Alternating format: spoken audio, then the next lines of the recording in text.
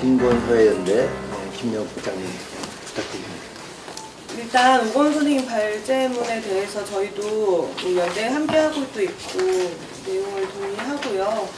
방금 윤홍식 선생님 해주신 토론 내용에서도 저희가 좀 활동을 하면서 생각하고 있는 고민들을 같이 하고 있는 부분이 많다는 생각이 좀 들었어요. 근데 그 과정에서 어쨌든 이제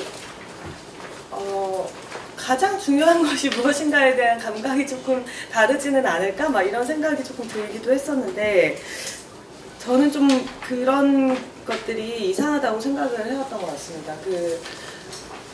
아까 말씀하셨던 그 중앙생활보장위원회의 총괄생계급여 소위에 제가 참여를 하고 있는데 그 회의 자리에서 기재부에서 나오신 담당자 선생님께서 공무원분들께서 그런 얘기를 하시더라고요. 기초생활수급 노인은 이것저것 다 받고 있다. 그리고 기초생활수급 노인들이 동네에서 제일 부러움을 사는 대상이라고 하더라. 그런데 뭘 더 올려줘야 하는 것이냐 이런 얘기를 하시더라고요. 그래서 저는 정말 제가 만나는 수급자들에게는 절대 들을 수 없는 이야기를 그분은 알고 계신 것 같다라는 생각이 들었는데 아까 고현정 소장님께서도 말씀해 주셨지만 이게 기초생활수급 노인들이 겪고 있는 지금 삶이라는 것은 물론 또 윤홍선님 얘기하신 것처럼 지출을 기준으로 삼을 수 없음에도 불구하고 굉장한 부족 상태에 있습니다. 언제나 갈증을 느낄 수밖에 없고 위기가 닥치게 되면 선택할 수 있는 것이 항상 전혀 없는 상황에 처해 계세요. 왜냐하면 생존 외에는 보장하지 않는 수급비의 문제가 있겠죠. 선생님 지적하신 것처럼 생계급여가 현재 너무나 낮은 문제, 이게 뭐 조사의 수단이 무엇이 되느냐도 중요하겠지만 기준 중위소득, 그러니까 중간소득을 가진 사람의 30%에 불과한 금액으로 한 달을 살아내라는 기초생활보장제도의 주문 자체가 턱없이 부족한 상황이라고 생각합니다.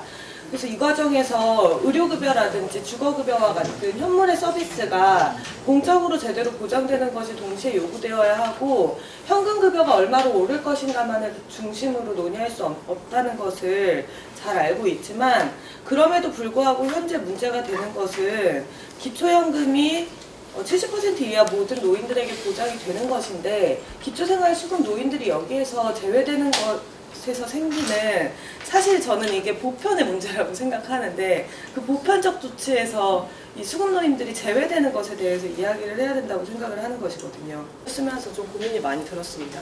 근데 그럼에도 불구하고 이 얘기를 할 수밖에 없는 것은 이 지출을 감내하며 살아야 하는 사람들이 느끼고 있는 사회적인 박탈감과 배제당하고 있다라는 감각, 그리고 동시에 실제로 부족한 급여의 수준 때문에 사회적 관계와 건강을 포기할 수밖에 없는 현실 때문이라고 생각합니다.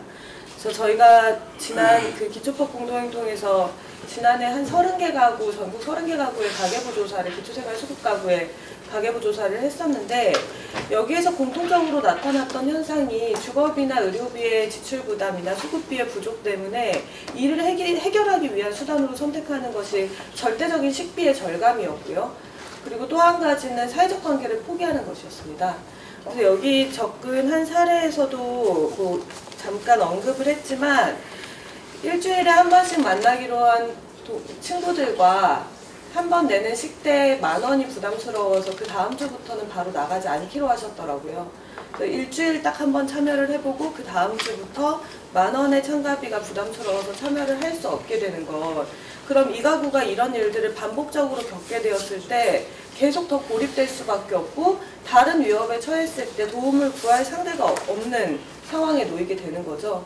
그래서 지금 한국에서는 독거노인의 숫자가 많아지는 것과 여러 사회적인 변화 때문에 고독사 문제가 증가하는 것을 두고 무척 우려를 하고 이 문제를 해결해야 된다고 얘기를 합니다.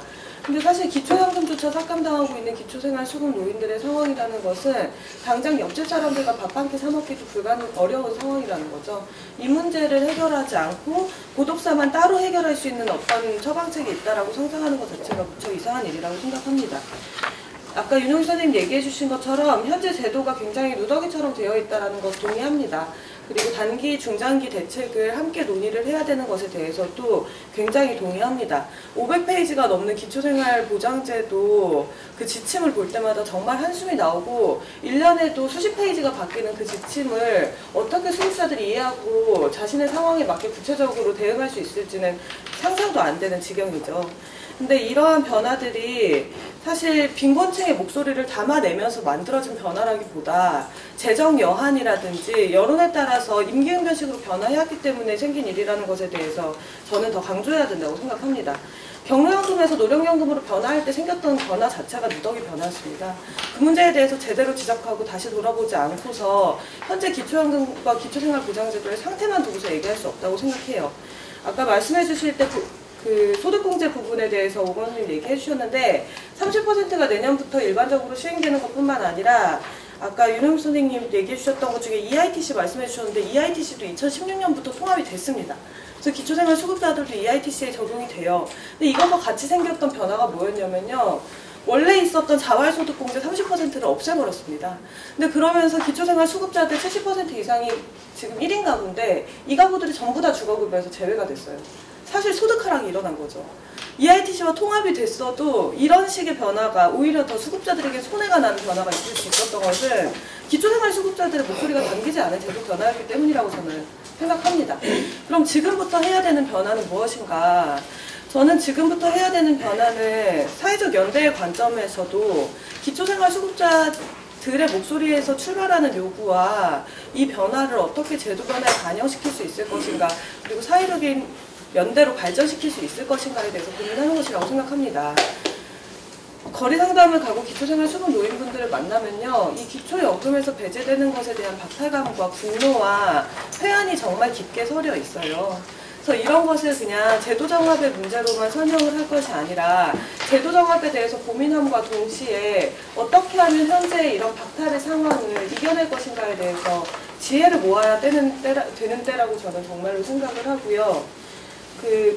마지막으로 한 가지만 더 말씀을 드리면, 줬다 뺏는 기초연금을 통해서 사실 기초생활보장제도 예산도 지금 아껴지고 있습니다. 지금 전년도 대비 기준중위소득 53페이지에 보시면 표가 있는데요. 2017년에서 18년에 기준중위소득 인상률이 1.6%인데 예산 증가는 오히려 1%, 그리고 그 다음에는 기준중위소득 인상폭은 2%인데 예산 증가폭은 0.8이었죠. 올해는 예산이 많이 올랐습니다. 근데 제가 이거를 토론문에 시간이 없어서 잠시 못했는데요. 생계급여 예산으로 보면 15%가량 올랐는데 올해도 그러니까 타제도 변경에 따른 삭감액이 3천억 이상 있습니다.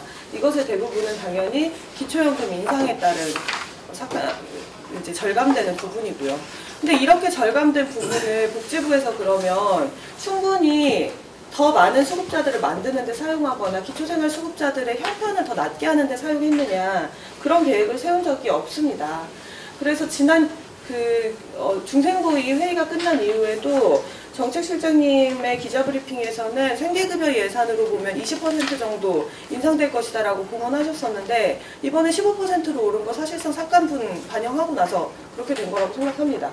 그러니까 기초연금 삭감시켜서 기초생활보장제도 예산이 아껴지고 있다, 이렇게 생각하는 보통 사람들의 비관적인 이 평가가 사실이 아니라고 하기도 참 어려운 상황이라고 생각이 듭니다.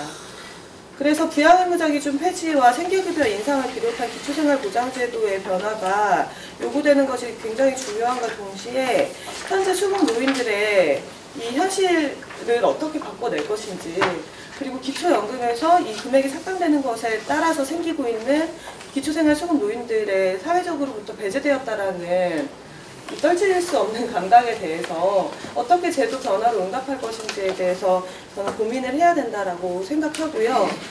참고로 2015년 2월 달에 용산구에 사시던 한 노인분이 주검으로 발견된 일이 있었는데요. 이때 줬다 뺏는 기초연금 시행된 지 1년 정도 되었을 때였죠. 그때 이분의 통장 잔고가 27원이었습니다.